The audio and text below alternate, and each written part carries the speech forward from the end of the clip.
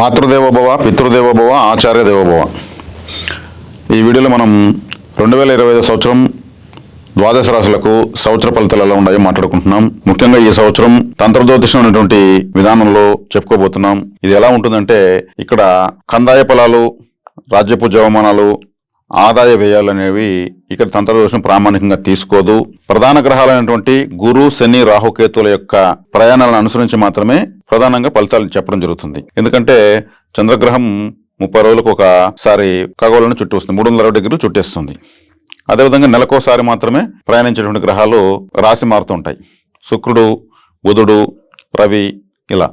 మరి నెలన్నరకు ఒకసారి అంగారకుడు ప్రతి ఒక్క రాశిని దాటుతూ ఉంటాడు. కాబట్టి దీర్ఘకాలికంగా సంవత్సరం పాటు ఉన్నటువంటి గురువు, సంవత్సరంన్నర పాటు ఉన్నటువంటి రాహుకేతువులు, అదేవిధంగా 2.5 సంవత్సరాలకు ఒకసారి రాశి మారేటువంటి శని గ్రహాల యొక్క బలాబలాన్ని తీసుకుని మాత్రమే తంత్ర జ్యోతిషంలో ఫలితాలు చెప్పడం జరుగుతుంది. అదేవిధంగా ఈ సంవత్సరం ధనుసు రాశి వాళ్ళకి ఎలా ఉందంటే, మార్చి వరకు శనేశ్వరుడు 3వ ఇంట, తదుపరి ఏప్రిల్ నుంచి మీకు 4వ ఇంటికి వస్తున్నాడు. అర్ధాష్టమ శనిగా ప్రవేశిస్తున్నాడు. అదేవిధంగా మే 15 వరకు గురు భగవానుడు 6వ ఇంట, తదుపరి 7వ ఇంటికి చక్కగా మీ రాశికి దిగ్బలంలోకి వస్తున్నారు. అదేవిధంగా మే 18వ తేదీ నుంచి రాహు గ్రహము, కేతు గ్రహము మీకు 3, 9వ స్థానాలకు వస్తున్నారు.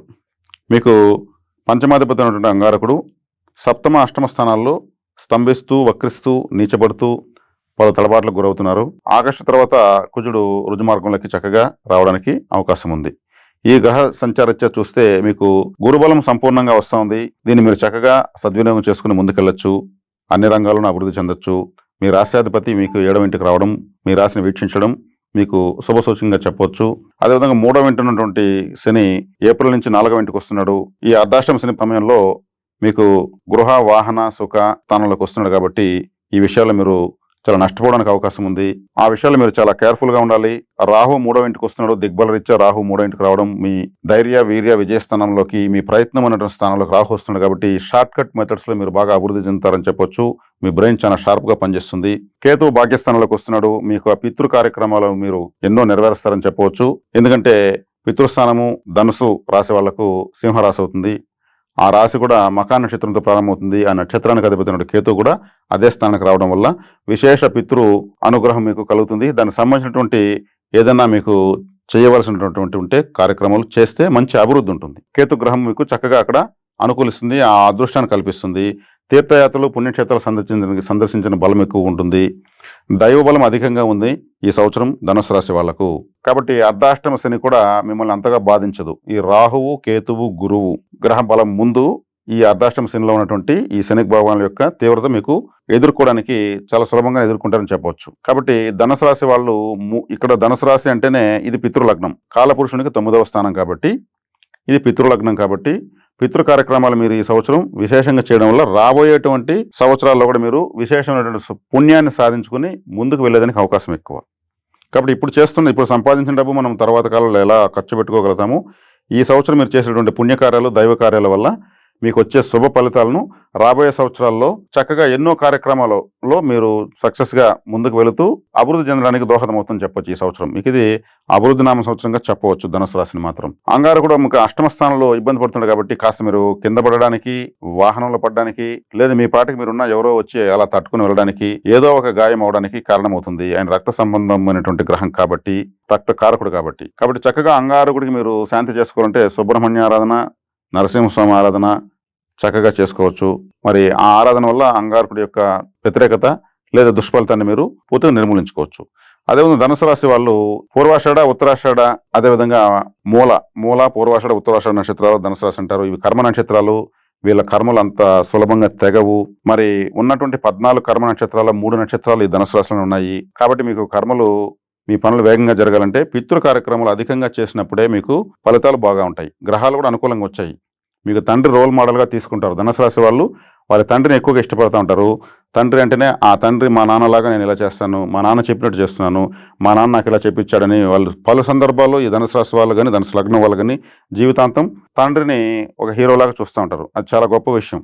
కాబట్టి మీరు పితృ కార్యక్రమాలు అదే విధంగా చేస్తే తండ్రి, తాత, ముత్తాతల యొక్క ఆశీర్వాదం ధనుసు రాశి లగ్నం వాళ్లకు విశేషంగా ఉంటుంది. అవి చేయడానికి కావాల్సిన బలం ఈ సంవత్సరం వస్తుందని చెప్పొచ్చు. ఈ రాశిలో ఉన్నటువంటి యువతి యువకులకు వివాహ విషయాల్లో చాలా అనుకూలంగా ఉంది. అదేవిధంగా కమ్యూనికేషన్స్, మీకు కొత్త కొత్త స్నేహితులు పరిచయాలు అవుతారు, కొత్త కొత్త పెట్టుబడిదారులు వస్తారు, వాటిలో మీరు మంచి విజయాలు సాధిస్తారు, ఉద్యోగ ప్రయత్నాలు బాగా సఫలీకృతం అవుతాయి, వ్యాపార విషయాలు బాగా సఫలీకృతం అవుతాయి. ఎందుకంటే షార్ట్ కట్ మెథడ్స్లో మీరు ప్రయాణిస్తారని చెప్పొచ్చు. ధనుసు రాశి వాళ్ళకు ఈ మధ్యకాలంలో కూడా నేను ఒక వీడియోలో చాలా ఇబ్బందులకు గురైనారని కూడా ఎంతో తెలియజేయడం జరిగింది.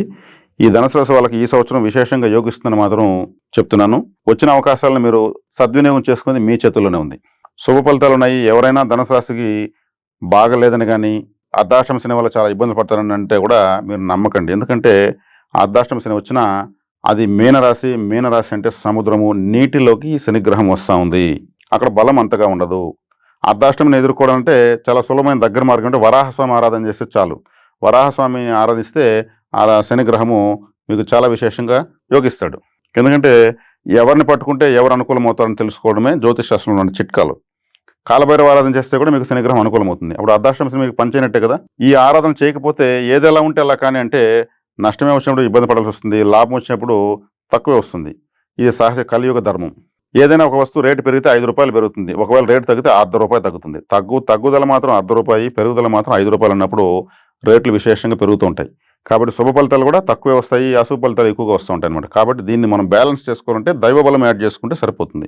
కాబట్టి అర్ధాష్టమ శని అని బెంబేలెత్తిపోవాల్సిన అవసరం ధనుసు రాశి వాళ్ళకి ఏమాత్రం లేదు. మీ స్వగ్రామంలో మీకు చిక్కులు వచ్చే అవకాశం ఉంది. 4వ ఇంట శని వెళ్తున్నాడు కాబట్టి 4వ ఇల్లు అంటేనే మీ స్వగ్రామం, మీ ఇల్లు, మీ బంధువులు, మీ తల్లి, మీ యొక్క వాహనము, వీటన్నిటిలోకి జాగ్రత్త తీసుకుంటే వరాహస్వామి ఆరాధన విశేషంగా ధనుసు రాశి వాళ్ళు చేయాల్సి వస్తుంది. ఈ రాశిలో ఉన్నటువంటి అన్ని వర్గాల వాళ్ళ పిల్లలు, పెద్దలు, వివాహమైన వాళ్ళు, వ్యాపారస్తులు, ఉద్యోగస్తులు అందరూ కూడా విశేష శుభ ఫలితాలు పొందడంలో ఎటువంటి సందేహం లేదు. చక్కగా ఈ ఫలితాలను సద్వినియోగం చేసుకుని సుబ్రహ్మణ్య ఆరాధన, వరాహస్వామి ఆరాధన చేయడం ద్వారా వీళ్ళకు మరిన్ని శుభ ఫలితాలు కలుగుతాయనడంలో సందేహం లేదు.